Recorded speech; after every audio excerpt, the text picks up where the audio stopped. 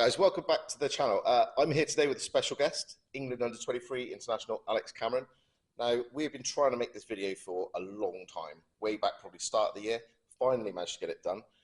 We're going to try and do a 4-part video series for you. The first part is going to be Alex playing against the Ghost, which I'll explain a bit later on. And we're going to approach it with, whilst being entertaining, also from a coaching perspective, so that I can have my little bits of input. So as I say, part 1 is going to be the Ghost and talking about Alex's practice routines. Part 2 is going to be Alex and me playing a few frames against each other, and we're going to talk through our shot selection, our mapping choices, because I think that's something that can really help people. It's probably one of the most important parts of the game, and not enough people kind of watch enough pool to really appreciate it. That is, if you watch pool, that is a part of the game that you will improve immensely. Part 3, we're going to move into a Q&A session where I sit down with Alex and we talk about his career to date. Obviously, he's only 23 years old, so although it's a short career, he's been very successful.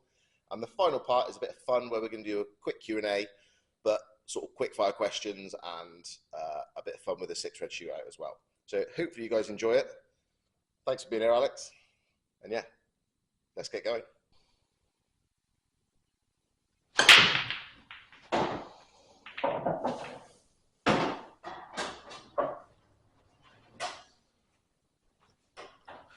So what we're going to do during this part is we're going to chat. We're going to let Alex go about his business with this game, but we're also going to chat about how Alex practices and some of his preparations for tournaments, and does his practice change leading into events. But for the moment, we're just going to let Alex concentrate and see how he gets on. It's not the greatest lead in the world. No, it's not. For the first frame.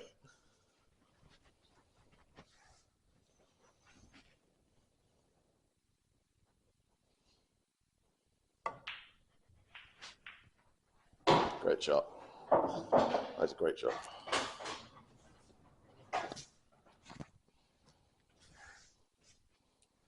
So in the next couple of parts of the video, we'll be going more in depth on shot choice and shot selection. So we're not going to overly analyze these particular layouts because that's going to be in part 2.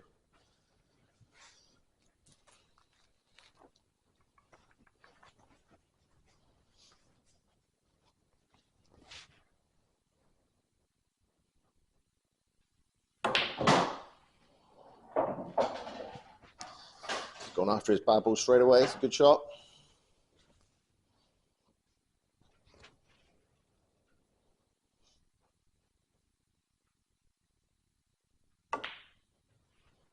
Yeah, good hit. Lovely shot.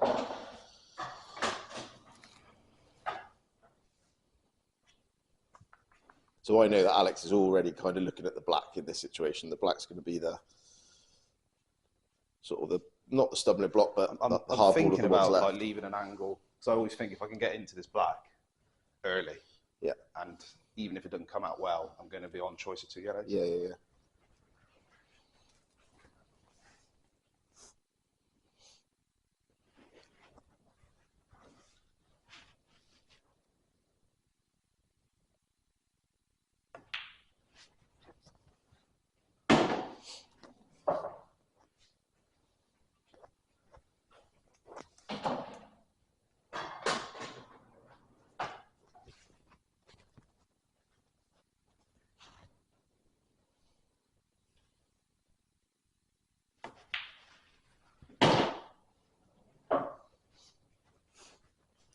So ideally, just a little sort of half ball contact on this black, Yeah. just to move it enough. So he's not going to play this hard. He's just going to try and bump it a fraction off the rail and hopefully give himself a shot on the yellow to get back on the black. Be careful not to get in too full. Yeah. Sneaky stuff.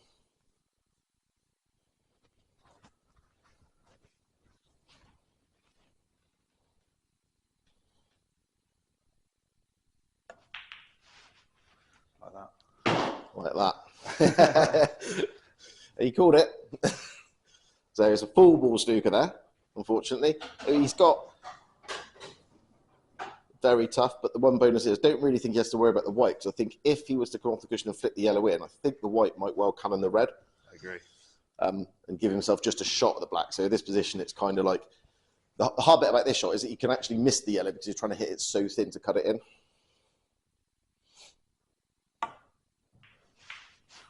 Yeah, that's a great shot. Really, really good. tricky black, but You'd like it nicer. you'd have you're on it. You'd have taken it after where you were left on the last yellow, I guess. Yeah.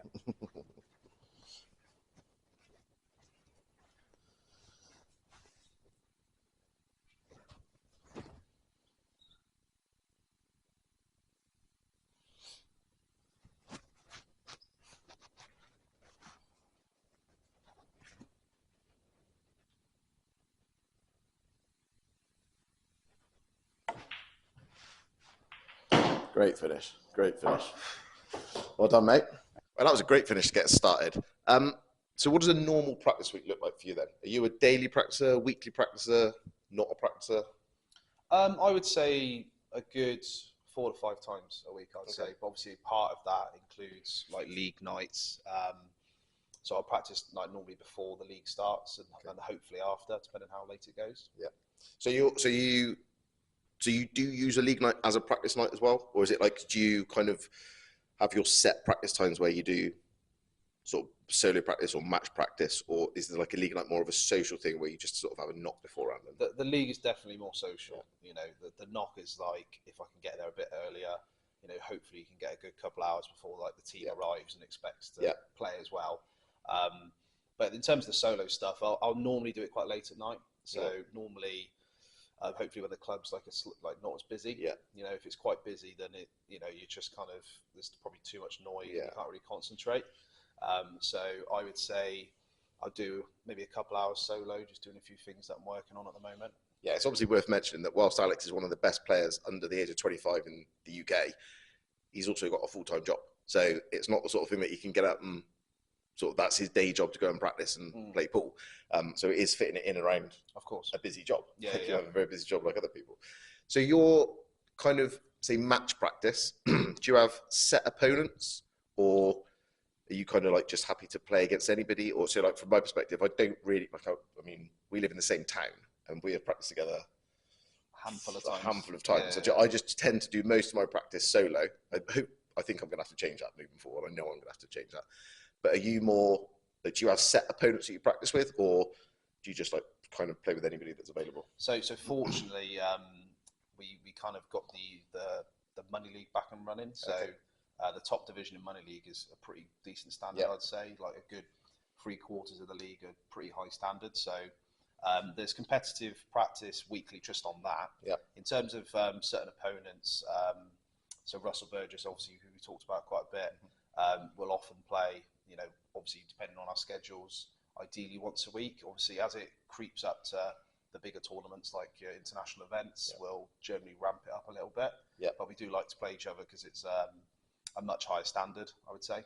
So, but the money league obviously gives you the majority of your match practice, which I think kind of works well for you, because it kind of then gives you, in theory, if you're getting 1 or 2 nights a week and that is your match practice, and it's kind of competition practice as well, that you can then structure the rest of your practice around and how you see fit. Like if you want to do drills or you want to work on certain things, you can do that knowing that you've still got that backup of match practice to come. Yeah, nice, cool. Right, well, let's carry on with the ghost. It's a great start. Let's see how we get on.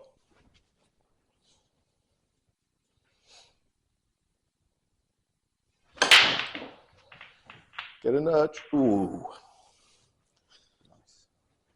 Oh, wait. Last man. Not quite. So Alex, now by the rules of the ghost, he obviously dry broke, but he's still, if he goes up after this finish and gets it, that counts as a win. So we're currently 1-0 up.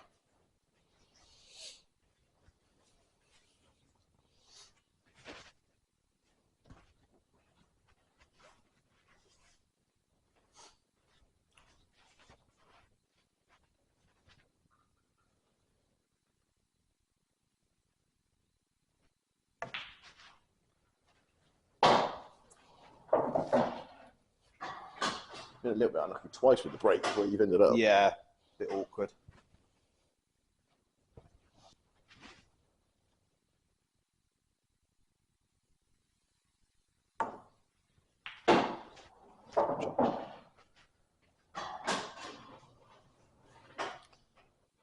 I'm going to go and say it. I don't actually like these balls. I don't. Initially, when you broke, they kind of okay. They looked okay, yeah. And they just don't really naturally link particularly well.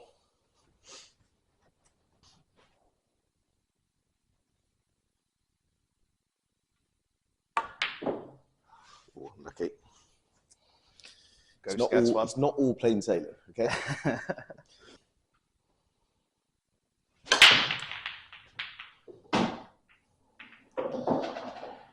Well, considering he's got such a powerful break, he's 3 from 3 for having a white behind a bolt line after he's hit them. That's another good split. Yeah, there's some trouble everywhere. Do you actually practice the break? I do. You do. You do spend a bit of time practicing the break. 100%. Yeah. I've been tweaking lots of things over the years. Yeah, I mean, we've talked in the past that it's such a big weapon, and you are blessed with a very good break. But I think that's important that people realise it's not luck. If someone's got a big break and they're quite successful with the break, it's not luck. Okay, they have put in their effort. It's just another shot, like any other shot. If you want to master the screw back or any shot played with side, you practice it. Same with the break. If you want to be a master at any shot, you need to practice it.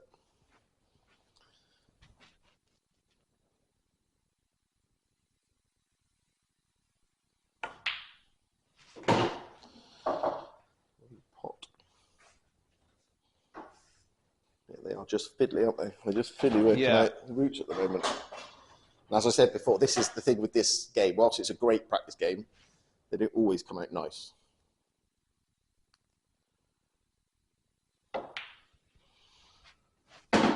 But that's why it's good, because just like a normal game, Alex could do this, break amazing, and win 7-0, 7-1, 7-2, because the balls are split great, and he's a really good player. He could also, without playing any different,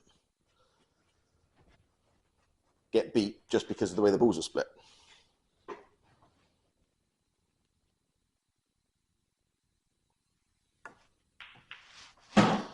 Lovely shot.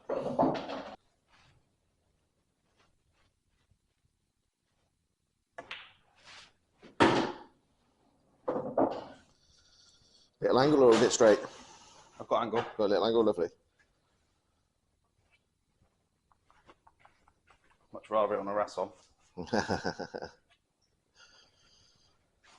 Suppose you do. The black is a relatively. Yeah, it's just getting on it. Just getting somewhere. You don't, because the yellows there making it a slightly bigger pocket, they probably wouldn't risk getting too close to it. Yeah, lovely shot.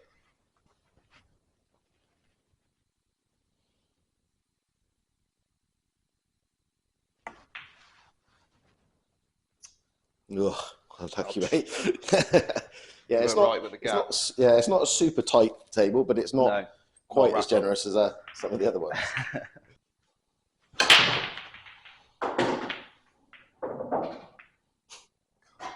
Again, loving the bulk at the moment. Yeah, 4 from 4 for being the bulk end after the break. There is some science behind that, like, to be honest, from a breaking perspective, that Alex doesn't break with a lot of momentum in the cue ball. So therefore, that is where his cue ball is going to kind of be attracted to. I tended to change my break a bit to get a bit more momentum in the cue ball, so it goes up and down the table.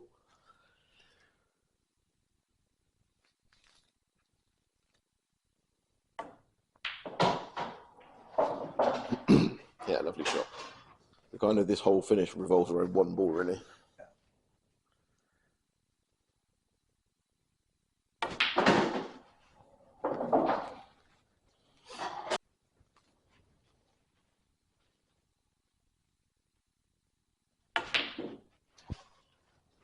Too much. Chuck one in. We have chuck one in. Okay, so we touched on practice a little bit earlier. Do you do a lot of solo practice? Yeah, so out of the 4 or 5 times a week that I mentioned, I'd like to do, well, definitely at least 1, hopefully 2 out of that. I feel it's really important that there's a balance. Like, if you only do solo, I think you do find yourself kind of driving yourself insane sometimes. Yeah. I think it is good to have a social aspect. Yeah, no, absolutely. Like, from my perspective, so I said it earlier on that I do a lot of solo practice. I kind of surprised myself how comfortable I felt playing competitions when I don't play against anybody. Yeah. But the one bonus I think of solo practice is when I turn up to a competition, I'm actually looking forward to playing against someone. Yeah. And obviously, like we're doing here with the Ghost, whenever I play solo, my opponent's perfect. Yeah. All the time. So you're expecting that straight away. In your head, it actually takes a bit of getting used to sometimes that, and I've suffered with that you're kind of getting chances Whereas in the practice, you're not. you don't get the chance. If you miss, that's it. Yeah. So I kind of think like the sort of balance between the two is important.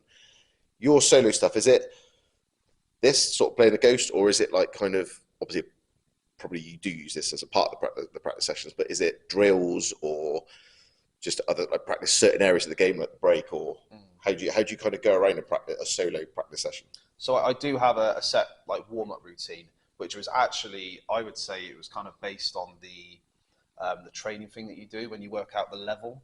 Oh yeah, yeah. So it was an element of that into it, and a mixture of the ghost. So it's probably a quick 30-minute warm-up that I'll try to do before a match if I can. Yeah. But when I'm away, whether it be in hotels or at the international events, if I can practice in the mornings, I'll do that for definite. I mean, as I play the competition like against people as well, like naturally things will come up. Like if I notice that there's a certain shot, like a rail shot, or playing it round 2 cushions, if I notice that I feel like even if I feel like I'm okay at the shot, I might mentally just have a little blip where I feel like I'm struggling with that shot. Yeah. So I will, on a week-to-week basis, change what my target is. Like if I'm struggling on a certain shot, I will focus on that until, and I won't just do it once. I'll do it repeatedly until I feel like I can't not do it. If that makes sense. Absolutely. So, that's what I'll try to do. And then, I mean, there's lots of routines out there.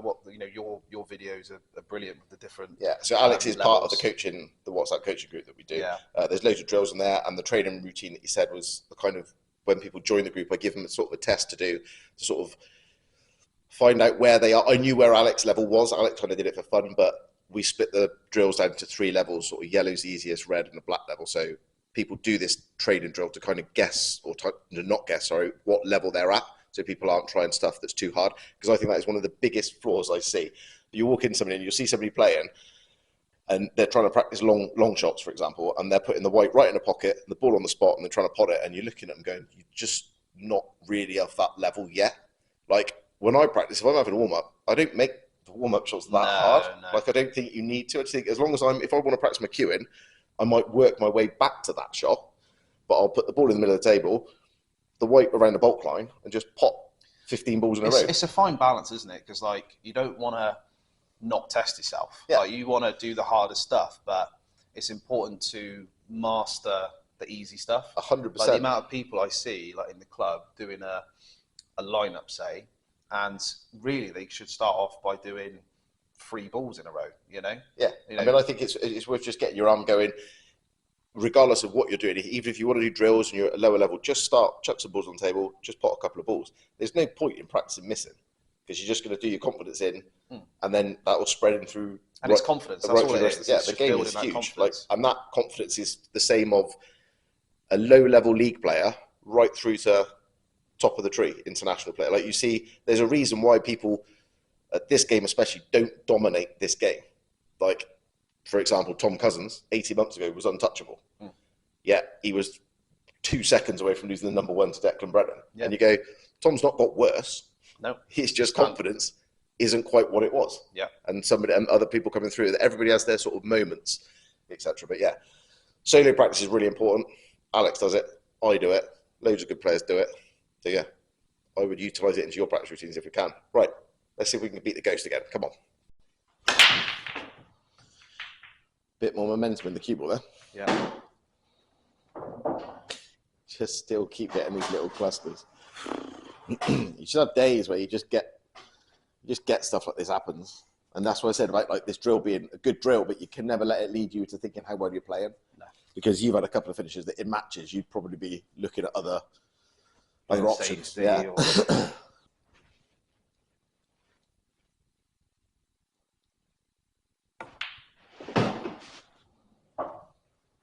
Yeah, lovely shot.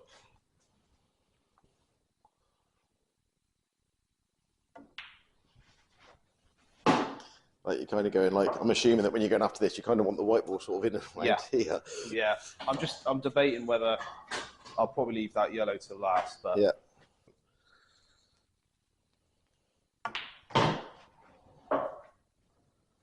So you kind of play a 2-way shot there. If you get the angle, you're going to play it, but you've got that to get back on it if you don't.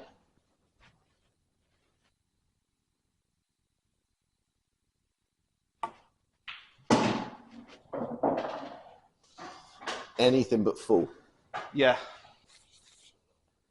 I want to put it running side, but yeah, but you just can't now.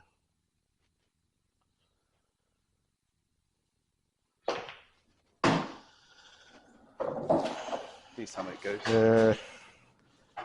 It's hard to say. I'm at the wrong angle, really. If it goes, I think it only drops.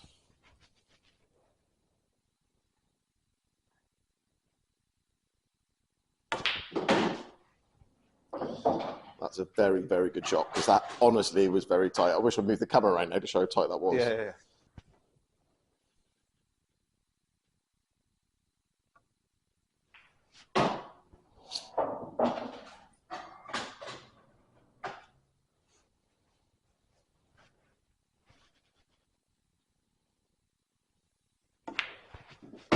Yes. Well done. 5-2. So, if you've got a big game coming up, money match, tournament, big tournament, do you kind of ramp practice up? Do you try? Because that is something that, I mean, obviously I don't get it right all the time. It's something I've tried to do. I try and peak for tour events. Yeah. Obviously, next season for me is going to be slightly different because there's way more events than just the tours. So I don't know how I've got to work out for myself next season how I'm going to structure that. But do you do that if you've got a money match coming up or a tour event or any big event? Do you kind of try and peak towards that event by sort of allowing yourself to sort of bit of time off and then ramp it up? The answer is yes. I mean, obviously, like you said, I am still fairly early on in my career, so I'm chopping and changing. But I am finding that a break can help, but not to the point where you feel like you've lost your touch. You know, like you don't know how to hold a cue anymore. I would say I don't know what the right word is. I guess I keep myself ticked over. Like even if I've had a really good weekend, I've done something good, I'll still kind of do a solo practice, just kind of keep myself ticking. But like I say, if it was a money match, I have a pretty set routine of 2 weeks. You know, that's when it really starts to ramp up, because there's no point starting a month before but I mean, I even go to the stage of I'll fine tune and pick and choose certain players or certain routines so that I know I'm going to peak. So for instance, I don't want to play an extremely tough player the day before my money match, because it can really ruin your confidence. Like I'll almost rather play them the week before, and even if I lose, I've still got 2 or 3 games to build up to it. What I like to do, and I won't name any names in case I upset a few people, but I like to what we call have a pump game. So like someone who I think out of all of the 7 or 8 people I've played over the last 2 weeks, someone who I feel comfortable like thrashing. And then you almost, all that kind of ramped up energy of maybe losing to a few good players, take it all out on that person and just build that confidence. So it's worth mentioning, if somebody's watching this and they get a text message from you asking them to play up, could be that you. person might be you. But we have sort of briefly chatted about that 2-week thing and saying like, and I don't know whether you're going to do it, but whether moving forward that's something that you could introduce into tour events and other things, because in my head you go, you've had a really successful money match to date career. So why don't I? Why don't you do that? Honestly, as I'm saying this, I'm like, I found a good process of getting myself in good prep. Yet I don't do that for tournaments. So I mean, obviously the slight caveat is that I might have a month where there's a tournament every weekend. So you almost have to, I think, looking like from a longer term perspective, you almost have to pick and choose what events you want to peak for. Even though every weekend might be a tournament, but if it's like a local tournament that obviously you want to win, no one wants to lose, but I'd rather peak for, say, the Worlds or the Europeans than, a 32-man comp around the corner. And you can use those comps almost as your downtime. Like use those as practice to start something. Like you go there, you go, rather than go there thinking, oh, I want to go and win this. I think, as you said, obviously you'd like to win it, but maybe just get some matches under your belt, feel like, okay, I'm getting it, and then your practice can start from there for the 2 weeks after. I mean, what we're talking about, which I'm sure we'll talk about more in depth, is basically reverse engineering like our goals. Because like if our goal is to peak for out of 20 tournaments in a year to try win 4 or 5, you can just reverse engineer that back to, right, so that event's then, that's then, and you can just almost plan your whole year, really, to peak for the ones that you want. Yeah, no, I think that's really good advice. And when Alex starts these 2 week prep, I do the same thing. It's about 2 weeks before an event. All you're doing is you're trying to get your confidence as high as you possibly can, and that comes from knowing that you've done the work. Like, in those 2 weeks, am I going to improve as a player? Unlikely.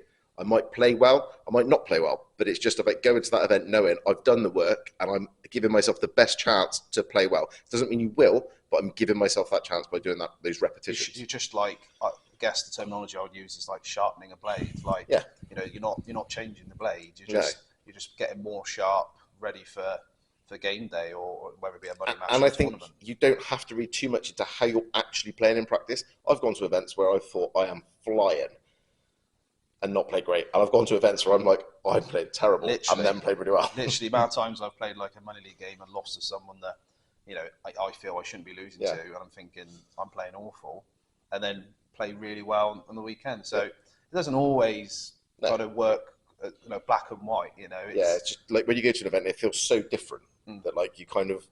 I don't think I've ever gone to an event, started the first match, and that practice that I've done, I've thought about.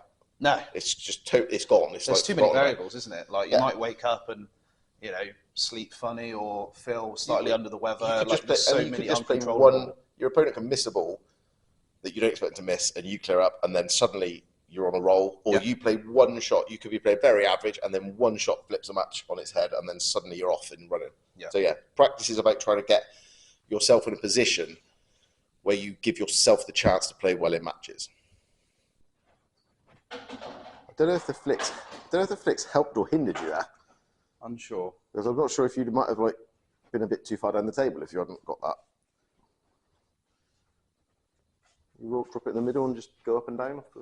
Yeah, and likely have to play the red around 2 to play same pocket. Yeah. I'm just mindful of where I kiss this yellow. I don't want to hinder the 2 cushion.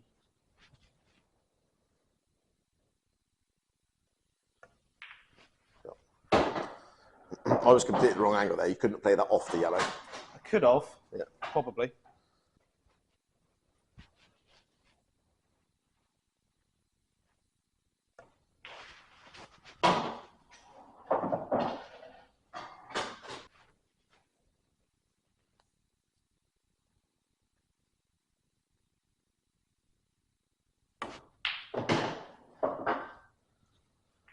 Great job.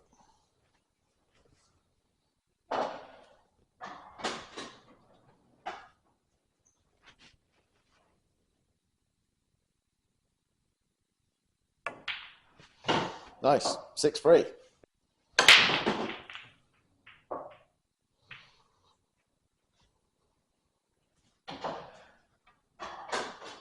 That last red has blocked the red to the top. Yeah, that last red was moving.